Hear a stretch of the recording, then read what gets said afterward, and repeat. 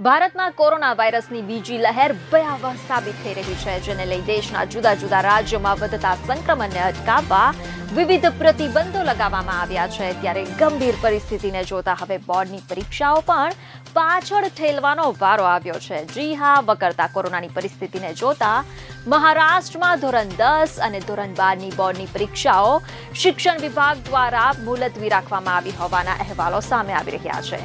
રાજ્ય શિક્ષણ મંત્રી વર્ષા ગાયકવાડનું આ અંગેનું ટ્વીટ સોશિયલ મીડિયા પર ખૂબ જ વાયરલ થઈ રહ્યું છે. ટ્વીટ કરતા જણાવી દઈએ કે પ્રોફેશનલ કોર્સ માટે પ્રવેશ પરીક્ષાની તારીખને ધ્યાનમાં રાખતા ધોરણ 12ની પરીક્ષા મે મહિનાના અંત સુધીમાં આયોજિત કરવામાં આવશે, જ્યારે ધોરણ 10ની પરીક્ષા જૂનમાં થશે. અમે સ્વાસ્થ્યની સ્થિતિ પર નજીકથી નજર રાખી રહ્યા છે. આ પરીક્ષાઓ માટે ફરીથી તારીખ જાહેર કરવામાં આવશે.